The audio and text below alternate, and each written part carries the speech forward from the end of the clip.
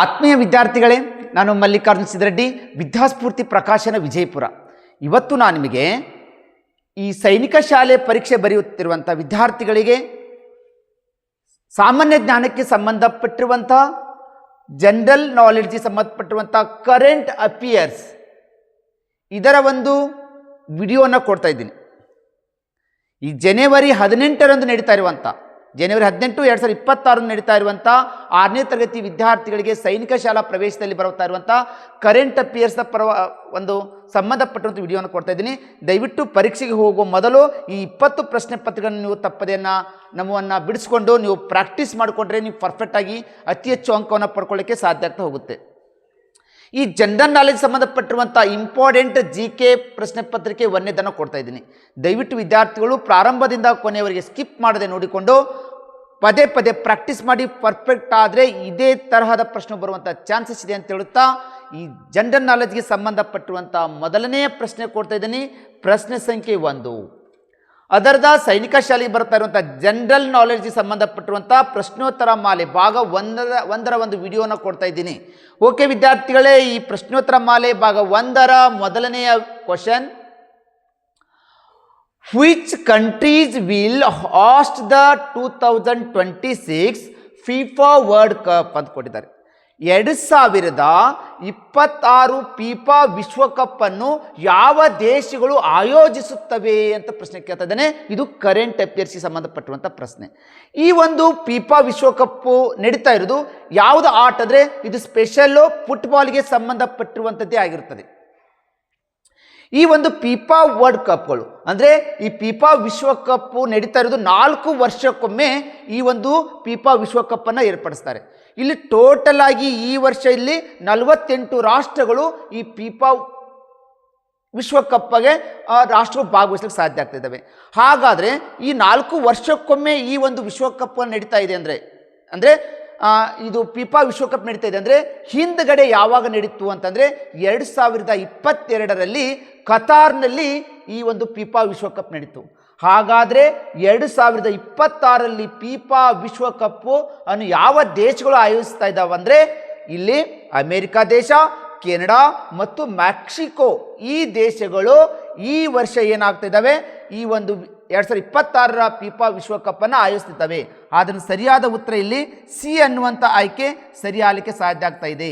ನೋಡ್ರಿ ವಿದ್ಯಾರ್ಥಿಗಳೇ, 2026ರ ಫಿಫಾ ವಿಶ್ವಕಪ್ಪನ್ನು ಯಾವ ದೇಶಗಳು ಆಯೋಜಿಸ್ತವೆ ಅಂದರೆ ಅಮೇರಿಕ ದೇಶ, ಕೆನಡಾ ದೇಶ ಮತ್ತು ಮೆಕ್ಸಿಕೋ ದೇಶಗಳು 2026ರ ಫಿಫಾ ವಿಶ್ವಕಪ್ಪನ್ನು ಆಯೋಜಿಸ್ತಾ ಇದ್ದವು. ಅದರ ಹಿಂದ್ಗಡೆ ಅಂದರೆ 2022ರಲ್ಲಿ ಅಂತ ಏನಾದರೂ ಕೇಳಿದ್ರೆ ಕತಾರ್ನಲ್ಲಿ ಈ ಒಂದು ವಿಶ್ವಕಪ್ನ ಫಿಫಾ ವಿಶ್ವಕಪ್ಪನ್ನು ನಡೆಸಿತು. ಇಲ್ಲಿ ಈ ಫಿಫಾ ವಿಶ್ವಕಪ್ ಎಷ್ಟು ವರ್ಷಕ್ಕೊಮ್ಮೆ ನಡೀತಾ ಇದೆ ಅಂದರೆ 4 ವರ್ಷಕ್ಕೊಮ್ಮೆ ಈ ಒಂದು ಫಿಫಾ ವಿಶ್ವಕಪ್ಪನ್ನು ಆಯೋಜನೆ ಮಾಡ್ತಾ ಇದ್ದಾರೆ ಅಂತ ಅರ್ಥ. ಓಕೆ ವಿದ್ಯಾರ್ಥಿಗಳೇ, ಈ ವರ್ಷ ಈ ಅಮೇರಿಕ, ಕೆನಡಾ ಮತ್ತು ಮೆಕ್ಸಿಕೋ ದೇಶ ಈ ಫಿಫಾ ವಿಶ್ವಕಪ್ಪನ್ನು ಆಯೋಜಿಸ್ತಾ ಇದೆ. ಇಲ್ಲಿ ಒಟ್ಟು ಟೋಟಲ್ ಎಷ್ಟು ರಾಷ್ಟ್ರಗಳು ಭಾಗವಹಿಸ್ತಾ ಇದ್ದಾವೆ ಅಂದರೆ ಈ ವರ್ಷ 48 ರಾಷ್ಟ್ರಗಳು ಈ ಒಂದು ಫಿಫಾ ವಿಶ್ವಕಪ್ಪಿಗೆ ಭಾಗವಹಿಸ್ತಾ ಇದ್ದಾವೆ ಅನ್ನೋದು ಸರಿಯಾದ ಉತ್ತರ ಆಗಲಿಕ್ಕೆ ಸಾಧ್ಯ ಆಗ್ತಾ ಇದೆ ಅಂತ ಹೇಳುತ್ತಾ ನೆಕ್ಸ್ಟ್ ಪ್ರಶ್ನೆ ಕೊಡ್ತಾ ಇದ್ದೀನಿ. ಪ್ರಶ್ನೆ ಸಂಖ್ಯೆ 2. 2ನೇ ಪ್ರಶ್ನೆ ನೋಡ್ರಿ, who is the prime minister of India? 2025ರಲ್ಲಿ ಭಾರತದ ಪ್ರಧಾನಮಂತ್ರಿ ಯಾರಾಗಿದ್ದರು ಅಂತ ಕೇಳ್ತಾ ಇದ್ದಾರೆ. ಓಕೆ ವಿದ್ಯಾರ್ಥಿಗಳು, ಈ ಉತ್ತರವನ್ನು ನೀವು ಬೇಗನೆ ಕಮೆಂಟ್ ಬಾಕ್ಸಲ್ಲಿ ಕಮೆಂಟನ್ನು ಕೂಡ ಹಾಕ್ಬೋದು. ಈಗ ನಾವು ಕೇಳಿದ್ವಿ 2025ರಲ್ಲಿ ಭಾರತದ ಪ್ರಧಾನಮಂತ್ರಿ ಯಾರಿದ್ದಾರಪ್ಪ ಅಂತಂದರೆ ಇಲ್ಲಿ 1ನೇ ಆಪ್ಷನ್ ರಾಹುಲ್ ಗಾಂಧಿ, 2ನೇದು ನರೇಂದ್ರ ಮೋದಿ, 3ನೇದು ಅಮಿತ್ ಶಾ, 4ನೇದು ಅರವಿಂದ್ ಕೇಜ್ರಿವಾಲ್. ಹಾಗಾದರೆ 2025ರಲ್ಲಿನ ಭಾರತದ ಪ್ರಧಾನಮಂತ್ರಿ ಯಾರಿದ್ದಾರೆ ಅಂದರೆ ನರೇಂದ್ರ ಮೋದಿ ಅನ್ನೋದು ಸರಿಯಾದ ಉತ್ತರ ಆಗಲಿಕ್ಕೆ ಸಾಧ್ಯ ಇದೆ. ಓಕೆ ವಿದ್ಯಾರ್ಥಿಗಳೇ, ಈ ಥರ ನಿಮಗೆ ಪ್ರಚಲಿತ ಘಟನೆಗಳ ಮೇಲೇ 2ರಿಂದ 3 ಕ್ವಶನ್ಗಳು ಬರುವಂಥ ಚಾನ್ಸ್ ಇದ್ದಾವೆ. ವಿದ್ಯಾರ್ಥಿಗಳು ಕರೆಂಟ್ ಅಫೇರ್ಸ್ ಬಗ್ಗೆ ನೀವು ಈಸಿಯಾಗಿ ತಿಳ್ಕೊಂಡ್ರೆ ನೀವು ಜನರಲ್ ನಾಲೆಜ್ದಲ್ಲಿ ಕೂಡ ಹೆಚ್ಚು ಅಂಕವನ್ನು ಪಡ್ಕೊಳ್ಳೋಕ್ಕೆ ಸಾಧ್ಯ ಆಗ್ತಾ ಹೋಗುತ್ತೆ. ಹಾಗಾದರೆ ವಿದ್ಯಾರ್ಥಿಗಳೇ, ನೆಕ್ಸ್ಟ್ ಪ್ರಶ್ನೆ ಕೊಡ್ತಾ ಇದ್ದೀನಿ. ಪ್ರಶ್ನೆ ಸಂಖ್ಯೆ 3. Which mission was launched by India to study the sun? ಸೂರ್ಯ ಅಧ್ಯಯನಕ್ಕಾಗಿ ಭಾರತ ಪ್ರಾರಂಭಿಸಿದ ಮಿಷನ್ ಯಾವುದು ಅಂತ ಕೇಳ್ತಾ ಇದ್ದಾರೆ. ಈ ಪ್ರಶ್ನೆಗೆ ಸರಿಯಾದ ಉತ್ತರ ಆದಿತ್ಯ L1 ಅನ್ನೋದು ಸರಿಯಾದ ಉತ್ತರ ಆಗಲಿಕ್ಕೆ ಸಾಧ್ಯ ಆಗುತ್ತೆ. ಓಕೆ ವಿದ್ಯಾರ್ಥಿಗಳೇ, ಈ ಒಂದು ಆದಿತ್ಯ L1 ಅನ್ನೋದು ಭಾರತದ ಮೊದಲ ಅಧ್ಯಯನ ಮಿಷನ್ ಆಗಿದೆ. ಇದನ್ನು 2 ಸೆಪ್ಟೆಂಬರ್ 2023 ಇದನ್ನು ಉಡಾವಣೆ ಮಾಡಿದರು. ಹಾಗಾದರೆ ಈ ಒಂದು ಆದಿತ್ಯ L1 ಅಂತ ಏನಿದೆಯಲ್ಲ, ಇದರ ಉದ್ದೇಶ ಏನಪ್ಪ ಅಂದ್ರೆ ಸೂರ್ಯನಲ್ಲಿರುವಂಥ ವಾತಾವರಣ ಬಗ್ಗೆ ಅಧ್ಯಯನ ಮಾಡ್ತದೆ. ಸೂರ್ಯನ ಬಗ್ಗೆ ಅಧ್ಯಯನ ಮಾಡಲಿಕ್ಕೇ ಇದನ್ನು ಏನು ಮಾಡ್ತಾ ಇದ್ದಾರೆ, ಆದಿತ್ಯ L1 ಅನ್ನು ಏನು ಮಾಡ್ತಾ ಇದ್ದಾರೆ, ಇದನ್ನು ಅಧ್ಯಯನಕ್ಕೆ ಮಾಡಲಿಕ್ಕೆ ಬಳಸ್ತಾ ಇರುವಂಥದ್ದು. ಓಕೆ ವಿದ್ಯಾರ್ಥಿಗಳೇ, ಹಾಗಾದ್ರೆ ಸೂರ್ಯ ಅಧ್ಯಯನಕ್ಕಾಗಿ ಭಾರತ ಪ್ರಾರಂಭಿಸಿದ ಮಿಷನ್ ಯಾವುದಪ್ಪ ಅಂದ್ರೆ ಆದಿತ್ಯ L1 ಅನ್ನೋದು ಸರಿಯಾದ ಉತ್ತರ ಆಗಲಿಕ್ಕೆ ಸಾಧ್ಯ ಇದೆ. ಓಕೆ, ಹಾಗಾದ್ರೆ ನೆಕ್ಸ್ಟ್ ಪ್ರಶ್ನೆ ನೋಡ್ಕೊಡ್ರಿ. ಪ್ರಶ್ನೆ ಸಂಖ್ಯೆ 4. India's first indigenous aircraft carriers is. ಭಾರತದ ಮೊದಲ ಸ್ವದೇಶಿ ವಿಮಾನವಾಹಕ ಹಡಗು ಯಾವುದು ಅಂತ ಕೇಳ್ತಾ ಇದ್ದಾರೆ ನೋಡಿ. ಈ ಪ್ರಶ್ನೆಗೆ ಉತ್ತರವನ್ನು ಬೇಗ ಕಮೆಂಟ್ದಲ್ಲಿ ಕಮೆಂಟ್ ಬಾಕ್ಸಲ್ಲಿ ನಿಮ್ಮ ಸರಿಯಾದ ಉತ್ತರವನ್ನು ಕಮೆಂಟ್ ಮಾಡಿರಿ. ಪ್ರಶ್ನೆ ನೋಡ್ಕೊಡ್ರಿ. ಭಾರತದ ಮೊದಲ ಸ್ವದೇಶಿ ವಿಮಾನವಾಹಕ ಹಡಗು ಯಾವುದು ಅಂತ ಕೇಳ್ತಾ ಇದ್ದಾನೆ. ಓಕೆ ವಿದ್ಯಾರ್ಥಿಗಳೇ, ಇದು ಯಾವುದಕ್ಕೆ ಸಂಬಂಧಪಡುತ್ತಂದ್ರೆ ಇದು ನೌಕಾಪಡೆಗೆ ಸಂಬಂಧಪಟ್ಟಿರೋದು. ನೌಕಾಪಡೆಗೆ ಇದು ಯಾವಾಗ ಸೇರ್ಪಡೆ ಆಯಿತುಪ್ಪ ಅಂತಂದರೆ ಇದು 2 ಸೆಪ್ಟೆಂಬರ್ 2022 ಇದು ನೌಕಾಪಡೆಗೆ ಸೇರ್ಪಡೆ ಆಗುತ್ತೆ. ಇದು ಒಟ್ಟು ಈ ಒಂದು ವಿಮಾನವಾಹಕ ಇದೆಲ್ಲ ಇದು ಟೋಟಲಿ 40 ಏನಾಗ್ತಾ ಇದ್ದಾವೆ ಅಂದರೆ ಇಲ್ಲಿ ಆ ವಿಮಾನಗಳನ್ನ ಒತ್ತುವಂಥ ಕೆಪಾಸಿಟಿ ಅದರಲ್ಲಿ ಇರ್ತಾ ಇದೆ. 30 ವಿಮಾನಗಳನ್ನು ಇದರಲ್ಲಿ ನಾವು ಎತ್ಕೊಂಡು ಹೋಗ್ಬೋದು. ಮತ್ತು ವಿಕ್ರಾಂತ ಇಲ್ಲಿ ಈ ಒಂದು ಭಾರತ ಮೊದಲ ಸ್ವದೇಶಿ ವಿಮಾನವಾಹಕ ಹಡಗು ಯಾವುದಪ್ಪ ಅಂತಂದರೆ ಇದು INS ವಿಕ್ರಾಂತ ಅನ್ನೋದು ಸರಿಯಾದ ಉತ್ತರ ಆಗಲಿಕ್ಕೆ ಸಾಧ್ಯ ಇದೆ. ಹಾಗಾದರೆ ವಿಕ್ರಾಂತ ಪದದ ಅರ್ಥ ಏನಪ್ಪ ಅಂದರೆ ಧೈರ್ಯಶಾಲಿ ಅಂತ ಅರ್ಥ. ಆದ್ದರಿಂದ ಇದಕ್ಕೆ INS ವಿಕ್ರಾಂತ ಅಂತ ಹೆಸರನ್ನು ಕೊಟ್ಟಿದ್ದಾರೆ. ಓಕೆ ವಿದ್ಯಾರ್ಥಿಗಳೇ, ಹಾಗಾದರೆ ನೆಕ್ಸ್ಟ್ ಪ್ರಶ್ನೆ ಕೊಡ್ತಾ ಇದ್ದೀನಿ. ಪ್ರಶ್ನೆ ಸಂಖ್ಯೆ 5. 5ನೇ ಪ್ರಶ್ನೆ ಕೊಡೋಕ್ಕಿಂತ ಮುಂಚೆ ನಮ್ಮ ವಿದ್ಯಾಸ್ಫೂರ್ತಿ ಪ್ರಕಾಶನದಿಂದ ಪ್ರತಿ ವರ್ಷವೂ ಕೂಡ ನಾವು ಈ ಸೈನಿಕ ಶಾಲೆಗೆ ಸಂಬಂಧಪಟ್ಟಿರುವಂಥದ್ದು ಅಂಕಗಣಿತ ಇರ್ಬೋದು, ಭಾಷಾಜ್ಞಾನ ಇರ್ಬೋದು, ಮೆಂಟಲ್ ಎಬಿಲಿಟಿ ಇರ್ಬೋದು, ಸಾಮಾನ್ಯ ಜ್ಞಾನಕ್ಕೆ ಸಂಬಂಧಪಟ್ಟಿರುವಂಥ ಪ್ರತಿ ವರ್ಷವೂ ಕೂಡ ನಾವು ಉಚಿತವಾಗಿರುವಂಥ live classes, video classes, YouTube ಕ್ಲಾಸನ್ನು ಕೊಡ್ತಾನೆ ಬರ್ತಾಯಿದ್ದೀವಿ. ನಮ್ಮ ವಿದ್ಯಾಸ್ಫೂರ್ತಿ ಪ್ರಕಾಶನದ ಏನಾದರೂ ನೀವು ಉಚಿತವಾದ ಕ್ಲಾಸಸ್ಗಳನ್ನು ನೀವು ನೋಡಬೇಕು, ಹಿಂದೆ ಹಳೆಯ ಎಲ್ಲ ವಿಡಿಯೋಗಳನ್ನ ನೋಡಬೇಕಾಗಿತ್ತಂದರೆ ಯಾರು ಸಬ್ಸ್ಕ್ರೈಬ್ ಆಗಿಲ್ಲ ಬೇಗನೆ ಸಬ್ಸ್ಕ್ರೈಬ್ ಆಗಿರಿ. ಪಕ್ಕದಲ್ಲಿರುವಂಥ ಬೆಲ್ ಐಕನ್ ಗಂಟೆ ಒತ್ತಿದ್ರೆ ಸಾಕು, ನಮ್ಮ ಎಲ್ಲ ವಿಡಿಯೋಗಳನ್ನು ನೀವು ನೋಡಲಿಕ್ಕೆ ಉಚಿತವಾಗಿ ನಿಮ್ಮ ಮೊಬೈಲ್ದಲ್ಲಿ ಸಿಗ್ತವೆ. ಯಾರು ಸಬ್ಸ್ಕ್ರೈಬ್ ಆಗಿಲ್ಲ ಬೇಗನೆ ಸಬ್ಸ್ಕ್ರೈಬ್ ಆಗಿರಿ. ನನ್ನ ಕ್ಲಾಸಸ್ ಇಷ್ಟವಾಗಿದ್ದರೆ ಲೈಕ್ ಬಟನ್ ಒತ್ತೋದನ್ನು ದಯವಿಟ್ಟು ಮರಿಬೇಡಿ. ಪ್ರತಿ ವಿದ್ಯಾರ್ಥಿಗಳು ಪ್ರತಿ ಪ್ರಶ್ನೆ ಉತ್ತರವನ್ನು ಕಮೆಂಟ್ ಬಾಕ್ಸಲ್ಲಿ ಕಮೆಂಟ್ ಮಾಡಿ. ನಮ್ಮ ಮಕ್ಕಳು ಸೈನಿಕ ಶಾಲೆಗೆ ಸೇರಿಸಬೇಕು, ನಮ್ಮ ಮಕ್ಕಳು ಸೈನಿಕ ಶಾಲೆಗೆ ಆಯ್ಕೆ ಆಗಬೇಕಂತ ಕನಸು ಹೊತ್ಕೊಂಡಿರುವಂಥ ಒಂದು ಪಾಲಕರಿಗೆ ಏನು ಮಾಡಿದ್ದೀವಿ, ನಮ್ಮ ವಿದ್ಯಾಸ್ಫೂರ್ತಿ ಪ್ರಕಾಶನದಿಂದ ಸೈನಿಕ ಸ್ಫೂರ್ತಿ ಅಂತ ಆನ್ಲೈನ್ ಎಕ್ಸಾಮ್ ಕೋರ್ಸನ್ನು ಮಾಡಿದ್ದೀವಿ. ನಿಮ್ಮ ಮಕ್ಕಳು ನಿಮ್ಮ ಮನೆಯಲ್ಲೇ ಇದ್ದುಕೊಂಡು ಪ್ರತಿದಿನ ನೀವು ಸಾಕಷ್ಟು ಎಕ್ಸಾಮನ್ನು ಪ್ರಿಪ್ರೇಷನ್ ಮಾಡ್ಬೋದು. ಈ ಎಕ್ಸಾಮ್ಗಳ ಭಯವನ್ನು ಹೋಗಲಾಡಿಸ್ಲಿಕ್ಕೆ ಜನವರಿ 18ರಂದು ನಡೀತಾ ಇರುವಂಥ ಈ ಸೈನಿಕ ಶಾಲಾ ಪ್ರವೇಶ ಪರೀಕ್ಷೆ ಭಯ ಹೋಗಲಾಡಿಸೋಕ್ಕೆ ವಿದ್ಯಾಸ್ಫೂರ್ತಿ ಪ್ರಕಾಶನದಿಂದ ಸೈನಿಕ ಸ್ಫೂರ್ತಿ ಅಂತ ಆನ್ಲೈನ್ ಕೋರ್ಸನ್ನು ಕೊಡ್ತಿದ್ದೇವೆ. ಈ ಎಕ್ಸಾಮ್ಗಳಲ್ಲಿ ಒಟ್ಟು ಕನ್ನಡ ಗ್ರಾಮರ್ಗಳ ಮೇಲೆ 500 ಕ್ವಶನ್ಗಳಿದ್ದಾವೆ, ಅಂಕಗಣಿತದ ಮೇಲೆ 1000 ಪ್ರಶ್ನೆಗಳಿದ್ದಾವೆ, ಸಾಮಾನ್ಯ ಜ್ಞಾನದಲ್ಲಿ 500 ಪ್ರಶ್ನೆಗಳಿದ್ದಾವೆ, IQದಲ್ಲಿ ಒಟ್ಟು 500 ಪ್ರಶ್ನೆಗಳು. ಟೋಟಲ್ ಆಗಿ 2500 ಪ್ರಶ್ನೆಗಳನ್ನು ನೀವು ಆನ್ಲೈನ್ಗಳಲ್ಲೇ ನಿಮ್ಮ ಮಕ್ಕಳು ಎಕ್ಸಾಮನ್ನು ಬರೀಬಹುದು. ಈ ಇಷ್ಟು 2500ಗಳ ಒಟ್ಟು 20 ಹಾಟ್ ಮಾಡೆಲ್ ಕ್ವಶನ್ ಪೇಪರ್ ಇದ್ದಾವೆ. ಪ್ರೆಸೆಂಟಾಗಿ ಬರ್ತಾ ಇರುವಂಥ ಪ್ರಶ್ನೆ ಪತ್ರಿಕೆ ಥರನೇ 20 ಹಾಟ್ ಮಾಡೆಲ್ ಕ್ವಶನ್ ಪೇಪರ್ ಇದ್ದಾವೆ. ಈ 20 ಹಾಟ್ ಮಾಡೆಲ್ ಕ್ವಶನ್ ಪೇಪರ್ಗಳನ್ನು ನೀವು ನಿಮ್ಮ ಮನೆಯಲ್ಲೇ ಎಕ್ಸಾಮನ್ನು ಬರೀಬಹುದು. ಇದರ ಬೆಲೆ ಕೇವಲ 199 ರೂಪಾಯಿ ಮಾತ್ರ. ದಯವಿಟ್ಟು ತರಬೇತಿದಾರರು ಮತ್ತು ಪಾಲಕರಲ್ಲಿ ವಿನಂತಿ, 199 ರೂಪಾಯಿದಲ್ಲಿ ನಿಮಗೆ 2500 ಪ್ರಶ್ನೆಗಳು ಸಿಗ್ತವೆ. ನಿಮ್ಮ ಮಕ್ಕಳು ಇದನ್ನು ಒಂದು 3-4 ಬಾರಿ ಪದೇ ಎಕ್ಸಾಮ್ ಬರೆಸಿ ಅದರ ಸಾಲ್ವ್ಗಳನ್ನು ನೋಡ್ಕೊಂಡ್ಬಿಟ್ರೆ ಸಾಕು, ನಿಮಗೆ ಎಕ್ಸಾಮನ್ನು ಧೈರ್ಯನೂ ಬರುತ್ತೆ. ಅವರು ಅತಿ ಹೆಚ್ಚು ಅಂಕವನ್ನು ಪಡ್ಕೊಳ್ಳೋಕ್ಕೆ ಈ 20 ಹಾಟ್ ಮಾಡೆಲ್ ಕ್ವಶನ್ ಪೇಪರ್ಗಳು ನಿಮ್ಗೆ ಸಹಾಯವಾಗ್ತವೆ. ದಯವಿಟ್ಟು 199 ರೂಪೀಸ್ ಕೊಟ್ಟು ಇವಾಗಲೇ ಇದನ್ನು ಏನು ಮಾಡಿರಿ, ಪರ್ಚೇಸ್ ಮಾಡ್ಕೊಳ್ಳಿ. ಇವತ್ತಿನಿಂದಲೇ ನೀವು ಬೇಕಾದಷ್ಟು ಬಾರಿ ಅನ್ಲಿಮಿಟೆಡ್ ಆಗಿ ಕೊಟ್ಟಿದ್ದೀವಿ. ಎಕ್ಸಾಮ್ವರೆಗೂ ನೀವು ಎಷ್ಟು ಸಾರಿ ಆದರೂ ಆ ಎಕ್ಸಾಮನ್ನು ಬರೀರಿ, ಪ್ರಶ್ನೆ ಪ್ರಾಕ್ಟೀಸ್ ಮಾಡಿರಿ, ಪರ್ಫೆಕ್ಟ್ ಆಗ್ರಿ. ಈ ಒಂದು 199 ಈ ಆಫರ್ ಬೇಕಾಗಿತ್ತು ಅಂದರೆ 9900556617 ನಂಬರಿಗೆ ಕರೆ ಮಾಡಿ. ನಂಬರು 9900556617 ನಂಬರಿಗೆ ಕರೆ ಮಾಡಿಕೊಂಡು 199 ಆಫರನ್ನು ತೆಗೆದುಕೊಳ್ಳಿ ಅಂತ ಹೇಳುತ್ತಾ ನೆಕ್ಸ್ಟ್ ಪ್ರಶ್ನೆ ಕೊಡ್ತಾ ಇದ್ದೀನಿ. ಪ್ರಶ್ನೆ ಸಂಖ್ಯೆ 5. Name of India's new parliament building. ಭಾರತದ ಹೊಸ ಸಂಸತ್ ಭವನದ ಹೆಸರು ಏನು ಅಂತ ಕೇಳ್ತಾ ಇದ್ದಾನೆ. ಇದು ಕೂಡ ಒಂದು ಪ್ರಚಲಿತ ಘಟನೆ ಆಗಿರುವಂಥದ್ದು ಪ್ರಶ್ನೆ ಆಗ್ತಾ ಇದೆ. ಹಾಗಾದರೆ ಈ ನೋಡಿ ಪ್ರಶ್ನೆ ಸರಿಯಾಗಿ ಓದ್ಕೊಳ್ಳಿ. ಭಾರತದ ಹೊಸ ಸಂಸತ್ ಭವನದ ಹೆಸರು, ಹಳೆ ಸಂಸತ್ ಭವನದ ಹೆಸರು ಮೊದಲಿತ್ತು, ಅದನ್ನು ಒಳ್ಳೆ ಮನ್ ಏನು ಮಾಡಿದ್ರು, ಮತ್ತೆ ಒಳ್ಳೆ ವಾಪಸ್ಸು ನಮ್ಮ ಪ್ರೆಸೆಂಟ್ ಇರುವಂಥ ನಮ್ಮ ರಾಷ್ಟ್ರ ಇದು ಯಾರು ಪ್ರಧಾನಮಂತ್ರಿ ಆಗಿರುವಂಥ ನರೇಂದ್ರ ಮೋದಿಯವರು ಇದು ಉದ್ಘಾಟನೆ ಮಾಡಿದರು. ಭಾರತದ ಹೊಸ ಸಂಸತ್ ಭವನದ ಹೆಸರು ಯಾವುದಪ್ಪ ಅಂತಂದರೆ ಅದು ಸಂಸತ್ ಭವನ ಅಂತ ಹೇಳಿ. ಇದನ್ನು ಉದ್ಘಾಟನೆ ಮಾಡಿದವರು ನಮ್ಮ ಪ್ರೆಸೆಂಟ್ ಇರುವಂಥ ಪ್ರಧಾನಮಂತ್ರಿ ನರೇಂದ್ರ ಮೋದಿಯವರು ಈ ಸಂಸತ್ ಭವನವನ್ನು ಉದ್ಘಾಟನೆ ಮಾಡ್ತಾರೆ. ಯಾವಾಗ ಉದ್ಘಾಟನೆ ಮಾಡ್ತಾರಪ್ಪ ಅಂದ್ರೆ 28 ಮೇ 2023 ಈ ಒಂದು ಸಂಸತ್ ಭವನವನ್ನು ಉದ್ಘಾಟನೆ ಮಾಡ್ತಾರೆ. ಇದು ಯಾವ ರೀತಿ ಆಕಾರದಲ್ಲಿದೆ ಅಂದ್ರೆ ತ್ರಿಕೋನ ಆಕಾರದಲ್ಲಿ ಈ ಒಂದು ಹೊಸ ಸಂಸತ್ ಭವನ ಇದೆ ಅನ್ನೋದು ನಿಮ್ಗೆ ಗೊತ್ತಿರಬೇಕು. ಓಕೆ ವಿದ್ಯಾರ್ಥಿಗಳೇ, ಈ ಥರ ನೀವು ಪ್ರಚಲಿತ ಘಟನೆಗೆ ಸಂಬಂಧಪಟ್ಟಿರುವಂಥ ಪ್ರಶ್ನೆಗಳನ್ನು ನೀವು ತಿಳಿದುಕೊಂಡಿದ್ರೆ ನೀವು ಸಾಮಾನ್ಯ ಜ್ಞಾನದಲ್ಲಿ ಕೂಡ ನೀವು ಹೆಚ್ಚು ಅಂಕವನ್ನು ಪಡ್ಕೊಳ್ಳೋಕ್ಕೆ ಸಾಧ್ಯ ಆಗ್ತಾ ಹೋಗುತ್ತೆ. ಓಕೆ, ಹಾಗಾದ್ರೆ ನೆಕ್ಸ್ಟ್ ಪ್ರಶ್ನೆ ಕೊಡ್ತಾ ಇದ್ದೀನಿ. ಪ್ರಶ್ನೆ ಸಂಖ್ಯೆ 6. G20 summit 2023 was held hat. ಅಂದರೆ G20 ಶೃಂಗಸಭೆ 2023 ಎಲ್ಲಿ ನಡೆಯಿತು ಅಂತ ಕೊಡ್ತಿದ್ದಾನೆ. ನೋಡಿ ಮಕ್ಕಳೇ, ಫಸ್ಟ್ ನೀವು ಇದು ಕೂಡ ಪ್ರಚಲಿತ ಘಟನೆಯಲ್ಲಿರುವಂಥ ಇಂಪಾರ್ಟೆಂಟ್ ಕ್ವಶನ್ಗಳು. G20 ಶೃಂಗಸಭೆ ಅಂದರೆ 20 ರಾಷ್ಟ್ರಗಳು ಕೂಡಿಕೊಂಡು ಈ G20 ಶೃಂಗಸಭೆಯನ್ನು ನಡೆಸ್ತಿರ್ತವೆ. ಇಲ್ಲಿ 20 ರಾಷ್ಟ್ರಗಳು ಸೇರಿಕೊಂಡು ಮಾಡ್ತವೆ. ಹಾಗಾದರೆ G20 ಶೃಂಗಸಭೆ 2023 ಎಲ್ಲಿ ನಡೀತು ಅಂತ ಕೇಳ್ತಾರೆ. ಇದು ನಡೀತಾ ಇರೋದು ನ್ಯೂ ದೆಹಲಿ, ನವದೆಹಲಿಯಲ್ಲಿ G20 ಶೃಂಗಸಭೆ ನಡೀತಾ ಇದೆ 2023. ಹಾಗಾದರೆ ವಿದ್ಯಾರ್ಥಿಗಳೇ, ಹಾಗಾದರೆ ಇದರಲ್ಲಿ ಹಿಂದೆ ಯಾವಾಗ ನಡೀತು ಸರ್ ಇದು? ಅಂದರೆ ಈಗ ನ್ಯೂ ದೆಹಲಿಯಲ್ಲಿ ನಡೀತಾ ಇರೋದು 2023 G20. ಇದು ಯಾವಾಗ ನಡೀತಪ್ಪ ಅಂತಂದರೆ 9 ಮತ್ತು 10ನೇ ತಾರೀಕು, ಸೆಪ್ಟೆಂಬರ್ ತಿಂಗಳ 9 ಮತ್ತು 10ನೇ ತಾರೀಕು ಇದು ಏನಾಗ್ತಾ ಇದೆ, G20 ಶೃಂಗಸಭೆ ನಡೀತಾ ಇದೆ. ಹಾಗಾದರೆ ಹಿಂದೆ ಯಾವಾಗ ನಡೆದಿತ್ತು ಸರ್ ಇದು? ಈ G20 ಶೃಂಗಸಭೆ ಈ 2023 ನವದೆಹಲಿಯಲ್ಲಿ ನಡೀತು.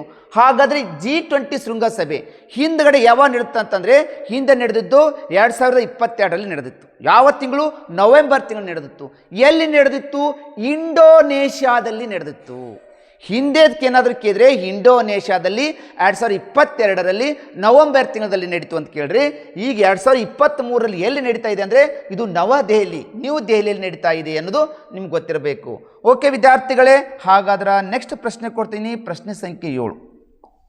ಸೈನಿಕ ಸ್ಕೂಲ್ಸ್ ಟ್ರೈನ್ ಫಾರ್. ಸೈನಿಕ ಶಾಲೆಗಳು ತರಬೇತಿ ನೀಡುವ ಕ್ಷೇತ್ರ. ಇಂಡಿಯಾದಲ್ಲಿ ಸಾಕಷ್ಟು ಸೈನಿಕ ಶಾಲೆಗಳು ಇವತ್ತು ನಡೀತಾ ಇದ್ದಾವೆ. ಅದು ಕರ್ನಾಟಕದಲ್ಲಿ ಕೂಡ ಒಟ್ಟು ಟೋಟಲ್ ಆಗಿ 5 ಸೈನಿಕ ಶಾಲೆಗಳು ಇದಾವು. ಹಾಗಾದರೆ ಈ ಸೈನಿಕ ಶಾಲೆಗಳು ಯಾವುದ್ರ ಬಗ್ಗೆ ತರಬೇತಿ ನೀಡ್ತವೆ? ವೈದ್ಯಕೀಯ ಬಗ್ಗೆ ಫೋಕಸ್ ಕೊಡ್ತಾವ, ಸೈನ್ಯದ ಬಗ್ಗೆ ಕೊಡ್ತಾವ, ಮ್ಯೂಸಿಕ್ ಬಗ್ಗೆ ಕೊಡ್ತಾವ, ಅಥವಾ ನೀವು ಅಗ್ರಿಕಲ್ಚರ್ ಕೃಷಿ ಬಗ್ಗೆ ಕೊಡ್ತಾ ಇದ್ದಾವೆ ಅಂತ ಅರ್ಥ. ಒಟ್ಟಾರೆಯಾಗಿ ಸೈನಿಕ ಶಾಲೆಗಳು ಇದೇನಿದಾವಲ್ಲ ಇಂಡಿಯಾ ಲೆವೆಲ್ದಲ್ಲಿ, ಇವೆಲ್ಲ ಸೈನಿಕ ಶಾಲೆಗಳು ನೀಡುವ ಕ್ಷೇತ್ರ ಯಾವುದಂದರೆ ಇವು ಒತ್ತು ಕೊಡೋದು ಡಿಫೆನ್ಸ್ಗೆ ಒತ್ತು ಕೊಡ್ತವೆ. ಸೈನ್ಯಕ್ಕೆ ಭೂದಳ, ವಾಯುದಳ, ನೌಕಾದಳಗಳ ಬಗ್ಗೆನೇ ನಿಮಗೆ ಟ್ರೈನಿಂಗ್ ಕೊಡ್ತಾ ಇರೋದು 6ರಿಂದ 12ನೇ ತರಗತಿವರೆಗೆ ಕೊಟ್ಟು NDA ನ್ಯಾಷನಲ್ ಡಿಫೆನ್ಸ್ ಅಕಾಡೆಮಿಗೆ ಕಳಿಸ್ಬೇಕು ಅನ್ನೋದು ಈ ಸೈನಿಕ ಶಾಲೆಗಳ ಒಂದು ಉದ್ದೇಶ. ಆದ್ದರಿಂದ ಸೈನಿಕ ಶಾಲೆಗಳ ತರಬೇತಿ ನೀಡುವ ಕ್ಷೇತ್ರ ಡಿಫೆನ್ಸ್, ಸೈನ್ಯಕ್ಕೆ ಕಳಿಸಲಿಕ್ಕೆ ಇವು ತರಬೇತಿಯನ್ನು ಮಕ್ಕಳಿಗೆ ಕೊಡ್ತಾ ಇದ್ದಾವೆ ಅನ್ನೋದು ಇಲ್ಲಿ ಸರಿಯಾದ ಉತ್ತರ. 7ನೇ ಪ್ರಶ್ನೆಗೆ ಸರಿಯಾದ ಉತ್ತರ ಬಿ ಆಯ್ಕೆ ಸರಿಯಾಗಲಿಕ್ಕೆ ಸಾಧ್ಯ ಇದೆ. ಓಕೆ ವಿದ್ಯಾರ್ಥಿಗಳೇ, ಹಾಗಾದ್ರೆ ನೆಕ್ಸ್ಟ್ ಪ್ರಶ್ನೆ ನೋಡ್ರಿ 8. ನೀರಜ್ ಚೋಪ್ರಾ ಪ್ರಸಿದ್ಧರಾದ ಕ್ರೀಡೆ ಯಾವುದು? Neeraj Chopra is famous for ಅಂತ ಕೊಡ್ತಾ ಇದ್ದಾನೆ. ಒಂದನೇ ಆಯ್ಕೆ ಕ್ರಿಕೆಟ್, ಎರಡನೇದು ಫುಟ್ಬಾಲ್, ನಾಲ್ಕನೇದು ಬರ್ಚಿ ಎಸೆತ, ಐದನೇದು ಬ್ಯಾಡ್ಮಿಂಟನ್. ನೋಡಿ ವಿದ್ಯಾರ್ಥಿಗಳು, ನೀರಜ್ ಚೋಪ್ರಾ ಅಂದರೆ ಇದ್ರ ನೋಡಿದರೆ ಗೊತ್ತಾಗುತ್ತೆ ಇವರು ಬರ್ಚಿ ಎಸೆತದಲ್ಲಿ ಫೇಮಸ್ ಇದ್ದಾನೆ ಅಂತಂದರೆ ಸರಿಯಾದ ಉತ್ತರ ಇಲ್ಲಿ ಸಿ ಆಯ್ಕೆ ಸರಿಯಾಗುತ್ತೆ. ಈ ನೀರಜ್ ಚೋಪ್ರಾ ಅನ್ನೋರು ಬರ್ಚಿ ಎಸೆತದಲ್ಲಿ ಇವರು ಪ್ರಸಿದ್ಧವಾದ ಒಬ್ಬ ವ್ಯಕ್ತಿ. ಹಾಗಾದರೆ ಕ್ರಿಕೆಟ್ದಲ್ಲಿ ಯಾರಿದ್ದಾರೆ, ಫುಟ್ಬಾಲ್ದಲ್ಲಿ ಯಾರಿದ್ದಾರೆ, ಬ್ಯಾಡ್ಮಿಂಟನ್ದಲ್ಲಿ ಯಾರಿದ್ದಾರೆ ಅನ್ನೋದು ನಿಮ್ಗೆ ಕೂಡ ಗೊತ್ತಿರಬೇಕು. ಬ್ಯಾಡ್ಮಿಂಟನ್ದಲ್ಲಿ ಇವತ್ತು ಪ್ರಸಿದ್ಧರಾದರೆ PV ಸಿಂಧು ಅಂತ ಹೇಳ್ಬೋದು, ಅಥವಾ ಅಶ್ವಿನಿ ಪೊನ್ನಪ್ಪ ಅಂತ ಹೇಳ್ಬೋದು. ಇವರು ಬ್ಯಾಡ್ಮಿಂಟನ್ ಫೇಮಸ್ಸು. ಹಾಗಾದರೆ ಫುಟ್ಬಾಲ್ದಲ್ಲಿ ಯಾರು ಫೇಮಸ್ ಆಯಿತಾ ಅಂದರೆ ಫುಟ್ಬಾಲ್ದಲ್ಲಿ ಬಂದರೆ ಸುನಿಲ್ ಚಟ್ರಿ ಅಂತ ಬರ್ತಾನೆ. ಇವನು ಕೂಡ ನಮ್ಮ ಇಂಡಿಯಾದಲ್ಲಿ ಫುಟ್ಬಾಲ್ದಲ್ಲಿ ಫೇಮಸ್ ಆದಂಥ ವ್ಯಕ್ತಿ. ಹಂಗೆ ಕ್ರಿಕೆಟ್ದಲ್ಲಿ ಏನಾದರೂ ಬಂದರೆ ನೀವು ಕ್ರಿಕೆಟ್ ಅಂದರೆ ವಿರಾಟ್ ಕೊಹ್ಲಿ ಅಂತ ಹೇಳ್ಬೋದು. ಈಗ ನೀವು ಸ್ಪೋರ್ಟ್ಸ್ಗೆ ಸಂಬಂಧಪಟ್ಟಿರುವಂಥದ್ದು ಅಂದರೆ ಸ್ಪೋರ್ಟ್ಸಲ್ಲಿ ಯಾರು ಪ್ರಸಿದ್ಧವಾದ ವ್ಯಕ್ತಿಗಳ ಬಗ್ಗೆ ಗೊತ್ತಿರಬೇಕು, ಅಲ್ಲಿ ಸ್ಪೋರ್ಟ್ಸಲ್ಲಿ ಬಳಸುತ್ತಿರುವಂಥ ಪದಗಳ ಬಗ್ಗೆ ಗೊತ್ತಿರಬೇಕು, ಮತ್ತು ಈ ಸ್ಪೋರ್ಟ್ಸ್ನಲ್ಲಿ ಬರ್ತಾ ಇರುವಂತಹ ಆಟಗಾರರ ಬಗ್ಗೆ ಗೊತ್ತಿರಬೇಕು. ಟೋಟಲಿಗೆ ಈ ಸ್ಪೋರ್ಟ್ಸ್ಗೆ ಸಂಬಂಧಪಟ್ಟಿರುವಂಥ ನಿಮಗೆ ಪ್ರಚಲಿತ ಘಟನೆಗಳ ಬಗ್ಗೆಯೂ ಕೂಡ ಪ್ರಶ್ನೆ ರೇಸ್ ಆಗೋ ಸಾಧ್ಯತೆ ಇದೆ. ಅದನ್ನು ದಯವಿಟ್ಟು ಮಕ್ಕಳು ಈ ಆಟಗಳು ಅಂತ ಬಂದಾಗ ಅದ್ರ ಬಗ್ಗೆ ಪೂರ್ಣ ಪ್ರಮಾಣದಲ್ಲಿ ಸರಿಯಾಗಿ ಓದ್ಕೊಂಡಿದ್ರೆ ಇಲ್ಲಿನೂ ಕೂಡ ನೀವು ಹೆಚ್ಚು ಅಂಕವನ್ನು ಪಡ್ಕೊಳ್ಳಿಕ್ಕೆ ಸಾಧ್ಯ ಆಗ್ತಾ ಹೋಗುತ್ತೆ. ಹಾಗಾದ್ರೆ ನೀರಜ್ ಚೋಪ್ರಾ ಅವರು ಪ್ರಸಿದ್ಧವಾದ ಕ್ರೀಡೆ, ಇವರು ಬರ್ಚಿ ಎಸೆತದಲ್ಲಿ ಪ್ರಸಿದ್ಧವಾಗಿದ್ದಾರಾ ಅನ್ನೋದು ಸರಿಯಾದ ಉತ್ತರ ಆಗುತ್ತೆ. ಹಾಗಾದರೆ ನೆಕ್ಸ್ಟ್ ಪ್ರಶ್ನೆ ಕೊಡ್ತಾ ಇದ್ದೀನಿ. ಪ್ರಶ್ನೆ ಸಂಖ್ಯೆ 9ಕ್ಕಿಂತ ಮುಂಚೆ ಈ ಸೈನಿಕ್ ಸ್ಕೂಲ್ದಲ್ಲಿ ನಮ್ಮ ವಿದ್ಯಾಸ್ಫೂರ್ತಿ ಪ್ರಕಾಶನದಿಂದ ಆನ್ಲೈನ್ ಕೋಚ್ ತೆಗೆದುಕೊಳ್ಳಿಕ್ಕೆ ವ್ಯವಸ್ಥೆ ಮಾಡ್ತಾ ಇದ್ದೀವಿ. ಇಲ್ಲಿ ಒಟ್ಟಾರೆಯಾಗಿ ನಮ್ಮ ಒಂದು ವಿದ್ಯಾಸ್ಫೂರ್ತಿ ಪ್ರಕಾಶನದ ಆನ್ಲೈನ್ ಕ್ಲಾಸಲ್ಲಿ ಕಾನ್ಸೆಪ್ಟ್ ಬೇಸ್ಡ್ ಮೇಲೆ ನಿಮಗೆ ಸಾಕಷ್ಟು ವಿಡಿಯೋಗಳು ಇರ್ತವೆ. ಬೇಕಾದಷ್ಟು ಟೈಮ್ ನೀವು ಲಾಂಗ್ ಟರ್ಮ್ದಲ್ಲಿ ನೋಡ್ಕೊಳ್ಳೋಕ್ಕೆ ಅವಕಾಶ ಕೊಡ್ತಾ ಇದ್ದೀವಿ. ಸ್ಯಾಂಪಲ್ ಪೇಪರ್ಸ್ ಕೊಡ್ತೀವಿ. ಪ್ರತಿ ವರ್ಷವೂ ಯಾವ ರೀತಿ ಪ್ರಶ್ನೆ ರೇಸ್ ಆಗ್ತಿದ್ದಾವಲ್ಲ ಆ ಥರನೇ ನಿಮಗೇನೆ ಸ್ಯಾಂಪಲ್ ಪೇಪರನ್ನು ಕೊಡ್ತಾ ಇದ್ದೀವಿ. ಹೈ ಕ್ವಾಲಿಟಿ ಮಾಕ್ ಟೆಸ್ಟ್ನ ಕೊಡ್ತೀವಿ. ಮಕ್ಕಳಿಗೆ ಡಿಫ್ರೆಂಟ್ ಟೈಪದಲ್ಲಿರುವಂಥ ಮಾಕ್ ಟೆಸ್ಟ್ನ ಕೊಟ್ಕೊಂಡು ಮಕ್ಕಳಿಗೆ ಸೈನಿಕ ಸ್ಕೂಲ್ದಲ್ಲಿ ಹೈ ಸ್ಕೋರ್ ಮಾಡಲಿಕ್ಕೆ ನಮ್ಮ ಮಾಕ್ ಟೆಸ್ಟ್ಗೂ ಹೆಲ್ಪ್ ಆಗ್ತವೆ. ಎಕ್ಸಾಮ್ ಬೂಸ್ಟರ್ನ ಕೊಡ್ತಿದ್ದೀವಿ. ಮಕ್ಕಳಿಗೆ ಈ ಪರೀಕ್ಷೆ ಭಯ ಹೋಗಲಾಡಿಸಲಿಕ್ಕೆ ಎಕ್ಸಾಮ್ ಬೂಸ್ಟರ್ಗಳಂತ ನಿಮಗೆ ಸಾಕಷ್ಟು ಪ್ರಶ್ನೆ ಪತ್ರ ಸಿಗ್ತವೆ. ಎಲ್ಲ ಪ್ರಶ್ನೆ ಪತ್ರ ನಿಮ್ಮ ಮಕ್ಕಳು ಎದುರಿಸಿದರೆ ಈ ಎಕ್ಸಾಮ್ ಬಗ್ಗೆ ಭಯನೇ ಬೇಡ. ಟಾಪಿಕ್ ವೈಸ್ ಕ್ವಶನ್, ಈಚ್ ಟಾಪಿಕ್ಗಳ ಮೇಲೆ ನಿಮಗೆ 50ರಿಂದ 60 ಕ್ವಶನ್ಗಳನ್ನು ವಿಡಿಯೋ ಸಮೇತ ಕೊಡಲಿಕ್ಕೆ ವ್ಯವಸ್ಥೆಯನ್ನು ಮಾಡ್ತಿದ್ದೀವಿ. ಅದ್ರ ಜೊತೆಗೆ ಅನ್ಲಿಮಿಟೆಡ್ ಪ್ರಾಕ್ಟೀಸ್, 100% ರಿಸಲ್ಟ್ ಓರಿಯೆಂಟೆಡ್. ನಿಮಗೆ ಒಂದು ವರ್ಷ ಪೂರ್ಣ ಪ್ರಮಾಣದಲ್ಲಿ ಎಷ್ಟು ಬಾರಿ ಆದರೂ ನೋಡ್ಕೊಳ್ಳಿಕ್ಕೆ ಅನ್ಲಿಮಿಟೆಡ್ಗಳು ನಿಮ್ಗೆ ನಾವೇನು ಮಾಡ್ತೀವಿ ಪ್ರಾಕ್ಟೀಸ್ ಮಾಡಕ್ಕೆ ಕೊಡ್ತಾ ಇದ್ದೀವಿ. ವಿಡಿಯೋ ನೋಡ್ಕೊಳ್ಳೋ ಅವಕಾಶ ಇರ್ತವೆ. ಅಂಥವ್ರು ಯಾರಾದರೂ ನಮಗೆ ಮನೆಯಲ್ಲೇ ಕೂತ್ಕೊಂಡು ನಮ್ಮ ಮಕ್ಕಳು ಆನ್ಲೈನ್ ಕ್ಲಾಸ್ ತೆಗೆದುಕೊಂಡು ಸೈನಿಕ ಶಾಲೆಯಲ್ಲಿ ಸ್ಕೋರ್ ಮಾಡಬೇಕು, ಸೈನಿಕ ಶಾಲೆ ಸೇರಬೇಕಂತ ಕನಸನ್ನು ಕಟ್ಕೊಂಡಿರುವಂಥ ಪಾಲಕರು ಏನಾದರೂ ಇದ್ದರೆ 9900555617 ನಂಬರ್ಗೆ ಕರೆ ಮಾಡಿಕೊಂಡು ಈ ಆನ್ಲೈನ್ ಕ್ಲಾಸಸ್ಗೆ ನೀವು ಜಾಯಿನ್ ಆಗಲಿಕ್ಕೆ ಅನುಕೂಲ ಆಗುತ್ತೆ. ಈ ಥರ ನಾವು ಪ್ರತಿ ವರ್ಷವೂ ಕೂಡ ಉಚಿತವಾದ ಕ್ಲಾಸನ್ನು ಕೊಡ್ತಾ ಇದ್ದೀವಿ. ನೀವು ಉಚಿತವಾದ ಕ್ಲಾಸಸ್ಗಳು ನಿಮ್ಗೆ ಯೂಟ್ಯೂಬ್ನಲ್ಲಿ ನೋಡ್ಕೋಬೇಕಂದ್ರೆ ಫಸ್ಟು ಸಬ್ಸ್ಕ್ರೈಬ್ ಆಗಿರಿ, ಪಕ್ಕದಲ್ಲಿರುವಂಥ ಬೆಲ್ ಐಕನ್ ಗಂಟೆ ಒತ್ತಿರಿ ಅಂತ ಹೇಳುತ್ತಾ ನೆಕ್ಸ್ಟ್ ಪ್ರಶ್ನೆ ಕೊಡ್ತಾ ಇದ್ದೀನಿ. ಪ್ರಶ್ನೆ ಸಂಖ್ಯೆ 9. ವೈಸ್ ಪ್ರೆಸಿಡೆಂಟ್ ಆಫ್ ಇಂಡಿಯಾ 2026, 2026ರಲ್ಲಿ ಭಾರತದ ಉಪರಾಷ್ಟ್ರಪತಿ ಯಾರಿದ್ದಾರೆ ಪ್ರೆಸೆಂಟು ಅಂತ ಕೇಳ್ತಾ ಇದ್ದಾನೆ. ಒಂದನೇದು ರಾಮನಾಥ್ ಕೋವಿಂದ್, ದ್ರೌಪದಿ ಮುರ್ಮು, CP ರಾಧಾಕೃಷ್ಣನ್, ಜಗದೀಪ್ ಧನ್ಕರ್ ಅಂತ ಕೊಟ್ಟಿದ್ದಾರೆ. ಪ್ರಶ್ನೆ ನೋಡ್ಕೊಡ್ರಿ ಮಕ್ಕಳು, ನೀವು ಎಕ್ಸಾಮ್ದಲ್ಲಿ ಅವಸರ ಮಾಡ್ತಾ ಇದ್ದೀರಿ, ಅಲ್ಲೇ ಫೇಲ್ ಆಗೋದು. ಉಪರಾಷ್ಟ್ರಪತಿ ಅಂತ ಕೇಳ್ತಾ ಇದ್ದಾರೆ, ರಾಷ್ಟ್ರಪತಿ ಅಂತ ಅಲ್ಲ. ಪ್ರೆಸೆಂಟ್ ರಾಷ್ಟ್ರಪತಿ ಯಾರು ಅಂತ ಕೇಳಿದ್ರೆ ದ್ರೌಪದಿ ಮುರ್ಮು ಅಂತ ಕೇಳಿ. ದ್ರೌಪದಿ ಮುರ್ಮುಕ್ಕಿಂತ ಮುಂಚೆ ಯಾರಿದ್ರು ಅಂದರೆ ರಾಮನಾಥ್ ಕೋವಿಂದ ಇದ್ದ. ಅವ್ರ ಪ್ರಶ್ನೆ ಕೇಳ್ತಾ ಇರೋದು ಉಪರಾಷ್ಟ್ರಪತಿ ಅಂತ ಕೇಳ್ತಾ ಇದ್ದಾರೆ. 2026ರಲ್ಲಿ ಭಾರತದ ಉಪರಾಷ್ಟ್ರಪತಿ ಯಾರಿದ್ದಾರೆ ಅಂದರೆ CP ರಾಧಾಕೃಷ್ಣನ್ ಅವರಿದ್ದಾರೆ. ಇದು ಸರಿಯಾದ ಉತ್ತರ. ಇವ್ರಕ್ಕಿಂತ ಮುಂಚೆ ಹಿಂದೆ ಯಾರಿದ್ರಪ್ಪ ಅಂದರೆ ಜಗದೀಶ್ ಧನ್ಕರ್ ಅನ್ನೋರು ಇವರು ಉಪರಾಷ್ಟ್ರಪತಿ ಇದ್ರು. ಜಗದೀಶ್ ಧನ್ಕರ್ ಆದ ಮೇಲೆ ಪ್ರೆಸೆಂಟ್ ಆಗಿ CP ರಾಧಾಕೃಷ್ಣನ್ ಅವರಿದ್ದಾರೆ. ಆದ್ದರಿಂದ ವೆರಿ ಇಂಪಾರ್ಟೆಂಟ್ ಕ್ವಶನ್ಗಳು. ಇಂಥವು ನೀವು ಪ್ರಚಲಿತ ಘಟನೆ ಬಗ್ಗೆ ನೀವು ನೆನಪಿತ್ತಪ್ಪ ಅಂತಂದರೆ ಈಜಿ ಸ್ಕೋರ್ ಮಾಡಲಿಕ್ಕೆ ಸಾಧ್ಯ ಆಗ್ತಾ ಹೋಗುತ್ತೆ. ಓಕೆ ವಿದ್ಯಾರ್ಥಿಗಳೇ, ಈ ಥರ ನೀವು ಕರೆಂಟ್ ಅಫೇರ್ಸ್ ಬಗ್ಗೆ ನೀವು ತಿಳ್ಕೊಂಡ್ರೆ 3-4 ಕ್ವಶನ್ಗಳು ಬಂದರೆ ಕೂಡ ನಿಮಗೆ ಹೆಲ್ಪ್ ಆಗುತ್ತೆ. ಈ ಜನರಲ್ ನಾಲೆಡ್ಜ್ಗಳಲ್ಲಿ ಪ್ರತಿ ಒಂದು ಪ್ರಶ್ನೆಗೆ 2 ಅಂಕಗಳನ್ನು ನಿಗದಿಪಡಿಸಲಾಗಿರ್ತದೆ. ಆದ್ದರಿಂದ ನೀವು ಬರೀ ಅಂಕಗಣಿತ, ಮೆಂಟಲ್ ಎಬಿಲಿಟಿ, ಲ್ಯಾಂಗ್ವೇಜ್ಗಳನ್ನು ಅಷ್ಟೇ ಓದ್ಕೋಬೇಡಿ. ಸಾಮಾನ್ಯ ಜ್ಞಾನದಲ್ಲಿ ಕೂಡ ನೀವು ಕ್ವಾಲಿಫೈಡ್ ಆಗಬೇಕಾಗಿದೆ ಮತ್ತು ಅತಿ ಹೆಚ್ಚು ಅಂಕವನ್ನು ಇಲ್ಲೂ ಸ್ಕೋರ್ ಮಾಡೋಕ್ಕೆ ಅವಕಾಶ ಇರೋದ್ರಿಂದ ನೀವು ಕೂಡ ಇಲ್ಲಿ ಏನು ಮಾಡಬೇಕು, ಜನರಲ್ ನಾಲೆಡ್ಜ್ ವಿಷಯ ಬಗ್ಗೆ ಇಂಟ್ರೆಸ್ಟ್ ಕೊಟ್ಟು ಓದ್ಕೊಳ್ಳಿ.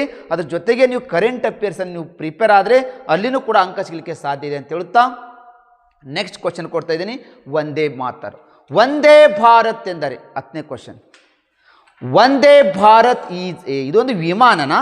ಇದು ಒಂದು ಬಸ್ನ, ಇದು ಒಂದು ರೈಲು, ಇದೊಂದು ಹಡಗು. ಪ್ಲೇನ್, ಬಸ್, ಟ್ರೈನ್, ಶಿಪ್ ಅಂತ ಕೇಳ್ತಾ ಇದ್ದಾನೆ. ನೋಡಿದ ತಕ್ಷಣ ನಿಮ್ಗೆ ಗೊತ್ತಾಗಬೇಕು. ನಾನು ಇಲ್ಲಿ ಇಮೇಜಸ್ ಅನ್ನು ಕೊಟ್ಟಿದ್ದೀನಿ, ಯಾಕಂದರೆ ನಿಮ್ಗೆ ಈಸಿಯಾಗಿ ನೆನಪಿಡಲಿ ಅಂತೇಳಿ. ವಂದೇ ಭಾರತ್ ಅನ್ನೋದು ಏನು ಅಪ್ಪ ಅಂದ್ರೆ ಇದು ಒಂದು ರೈಲು ಅನ್ನೋದು ಸರಿಯಾದ ಉತ್ತರ ಆಗುತ್ತೆ. ವಿದ್ಯಾರ್ಥಿಗಳೇ ನೋಡ್ರಿ, ಈ ವಂದೇ ಭಾರತ್ ಅನ್ನುವಂಥದ್ದು ಕೊಟ್ಟಿದ್ದಲ್ಲ, ಇದು ಯಾವಾಗ ಲಾಂಚ್ ಇದು ಆಯ್ತು ಅಂದರೆ 15 ಫೆಬ್ರವರಿ 2019 ಇದನ್ನು ಉದ್ಘಾಟನೆ ಮಾಡಿದರು. ಮೊದಲ ಫಸ್ಟ್ ಮಾರ್ಗ ಸ್ಟಾರ್ಟ್ ಆಗಿತ್ತು. ಇದು ಎಲ್ಲಿಂದ ಮಾರ್ಗ ಆಯ್ತಂದ್ರೆ ನವದೆಹಲಿಯಿಂದ ವಾರಣಾಸಿಯಲ್ಲಿ ಮೊದಲ ಫಸ್ಟ್ ಇದು ಚಲಿಸಿದ್ದು ಅಂತ ಅರ್ಥ. ಇದು ಎಂಜಿನ್ ಇಲ್ಲದ ರೈಲು. ಈ ರೈಲಿಗೆ ಎಂಜಿನ್ ಇಲ್ಲ, ಆದರೆ ಅತಿ ವೇಗವಾಗಿ ಹೋಗುವಂಥದ್ದಾಗಿದೆ. ಆದ್ದರಿಂದ ಇಲ್ಲಿ ವಂದೇ ಭಾರತ್ ಅನ್ನೋದು ಇದು ಒಂದು ರೈಲು. ಯಾವಾಗ ಇದನ್ನು ಸ್ಟಾರ್ಟ್ ಆಯ್ತಪ್ಪ ಅಂದರೆ 15 ಫೆಬ್ರವರಿ 2019 ಫಸ್ಟ್ ಮೊದಲ ಮಾರ್ಗ ಅಂತ ಕೇಳಿದರೆ ನವದೆಹಲಿಯಿಂದ ವಾರಣಾಸಿ ಅಂತ ಹೇಳಿ ಇದು ಎಂಜಿನ್ ಇಲ್ಲದ ರೈಲಾಗಿದೆ. ಆದ್ದರಿಂದ ವಂದೇ ಭಾರತ್ ಅನ್ನೋದು ಇದು ವಿಮಾನ ಅಲ್ಲ, ಇದು ಬಸ್ಸು ಅಲ್ಲ, ಇದು ಹಡಗಲ್ಲ, ಇದು ಒಂದು ರೈಲು ಅನ್ನೋದು ನಿಮ್ಗೆ ಗೊತ್ತಾಗಬೇಕು. ಓಕೆ ವಿದ್ಯಾರ್ಥಿಗಳೇ, ನೆಕ್ಸ್ಟ್ ನೋಡ್ಕೊಳ್ಳಿ. ಈ ಥರ ನಮ್ಮ ವಿದ್ಯಾಸ್ಫೂರ್ತಿ ಪ್ರಕಾಶನದಿಂದ ಈ ಜನವರಿ 18, 2026 ನಡೀತಾ ಇರುವಂಥ 6ನೇ ತರಗತಿ ಮಕ್ಕಳಿಗೆ ಸೈನಿಕ ಶಾಲಾ ಪ್ರವೇಶಕ್ಕೆ ಪರೀಕ್ಷೆ ಸಂಬಂಧಪಟ್ಟಿರುವಂಥದ್ದು, ಸಾಮಾನ್ಯ ಜ್ಞಾನಕ್ಕೆ ಸಂಬಂಧಪಟ್ಟಿರುವಂಥ ಮೊದಲೇ ವಿಡಿಯೋನ ಕೊಡ್ತಾ ಇದ್ದೀನಿ. ಅದು ಕರೆಂಟ್ ಅಫೇರ್ಸ್ಗೆ ಸಂಬಂಧಪಟ್ಟಿರುವುದನ್ನು ಮಕ್ಕಳು ಚಾಚು ತಪ್ಪದೆ ಪ್ರಾರಂಭದಿಂದ ಕೊನೆಯವರೆಗೆ ಸ್ಕಿಪ್ ಮಾಡದೆ ನೋಡಿ. ಪ್ರತಿ ಪ್ರಶ್ನೆಗೆ ಕಮೆಂಟ್ ಬಾಕ್ಸಲ್ಲಿ ನಿಮ್ಮ ಉತ್ತರವನ್ನು ಕಮೆಂಟ್ ಬಾಕ್ಸಲ್ಲಿ ಕಮೆಂಟ್ ಮಾಡೋದನ್ನು ದಯವಿಟ್ಟು ಮರಿಬೇಡಿ. ಉಚಿತವಾದ ನಮ್ಮ ಕ್ಲಾಸಸ್ಗಳು ನಿಮಗೆ ಬೇಕಾಗಿದ್ದು ಅಂದರೆ ನಿಮ್ಮ ಮೊಬೈಲ್ದಲ್ಲಿ ಯೂಟ್ಯೂಬ್ ಚಾನಲ್ಲಿ ಹೋಗಿ ವಿದ್ಯಾಸ್ಫೂರ್ತಿ ಅಂತ ಸರ್ಚ್ ಮಾಡಿ. ಈ ಥರ ರೆಡ್ ಕಲರ್ದಲ್ಲಿ ಸರ್ಚ್ ಆದ ತಕ್ಷಣ ನಿಮಗೆ ಓಪನ್ ಆಗುತ್ತೆ. ಅಲ್ಲಿ ನೀವು ಅದ್ರ ಮೇಲೆ ಟಚ್ ಮಾಡಿಬಿಡಬೇಕು. ಪಕ್ಕದಲ್ಲಿ ಬೆಲ್ ಐಕನ್ ಗಂಟೆ ಕಾಣುತ್ತೆ, ಗಂಟೆ ಮೇಲೆ ಹೊಡೆದ್ಬಿಟ್ಟರೆ ಸಾಕು. 200ಕ್ಕಿಂತ ಹೆಚ್ಚು ಸೈನಿಕ ಶಾಲೆಗೆ ಸಂಬಂಧಪಟ್ಟಿರುವಂಥ ಉಚಿತ ವಿಡಿಯೋಗಳು ನಿಮ್ಮ ಮೊಬೈಲ್ದಲ್ಲಿ ಸಿಕ್ಬಿಡ್ತವೆ. ಪದೇ ಪದೇ ಪದೇ ಖಾಲಿ ಇದ್ದಾಗ ಆ ವಿಡಿಯೋಗಳನ್ನು ನೋಡಿಕೊಡ್ರಿ. ನೀವು ಪ್ರಾಕ್ಟೀಸ್ ಮಾಡಿದರೆ ನೀವು ಪರ್ಫೆಕ್ಟಾಗಿ ಸೈನಿಕ ಶಾಲೆಗಳಲ್ಲಿ ಹೆಚ್ಚು ಅಂಕವನ್ನು ಪಡ್ಕೊಳ್ಳೋಕ್ಕೆ ಸಾಧ್ಯ ಆಗ್ತಾಯಿದೆ ಅಂತ ಹೇಳ್ತಾ ಇದ್ದೀನಿ. ಯಾರು ಸಬ್ಸ್ಕ್ರೈಬ್ ಆಗಿಲ್ಲ ಬೇಗನೆ ಸಬ್ಸ್ಕ್ರೈಬ್ ಆಗಿರಿ. ಪಕ್ಕದಲ್ಲಿ ಒಂದು ಬೆಲ್ ಐಕನ್ ಗಂಟೆ ಒತ್ತರೆ. ನನ್ನ ಕ್ಲಾಸಸ್ ಇಷ್ಟವಾದರೆ ಲೈಕ್ ಬಟನನ್ನು ಒತ್ತು ದಯವಿಟ್ಟು ಮರಿಬೇಡಿ. ಅದ್ರ ಜೊತೆಗೆ ಪ್ರತಿ ವಿದ್ಯಾರ್ಥಿಗಳು ನಿಮ್ಮ ಉತ್ತರವನ್ನು ಕಮೆಂಟ್ ಬಾಕ್ಸಲ್ಲಿ ಕಮೆಂಟ್ ಮಾಡೋದನ್ನು ಮರಿಬೇಡಿ. ಈ ಸ್ಪರ್ಧಾತ್ಮಕ ಪರೀಕ್ಷೆ ಇರುವಂಥ ಸೈನಿಕ ಶಾಲೆಗಳ ಬಗ್ಗೆ ನೀವು ಇನ್ಫಾರ್ಮೇಷನ್ ಬೇಕಾಗಿತ್ತು ಅಂದರೆ 9900555889 ನಂಬರ್ಗೆ ಕರೆ ಮಾಡೋದನ್ನು ಮರಿಬೇಡಿ. ಇದೇ ಥರ ಸಾಕಷ್ಟು ವಿಡಿಯೋಗಳನ್ನು ನಾನು ಕೊಡ್ತಾನೆ ಹೋಗ್ತಾ ಇದ್ದೀನಿ.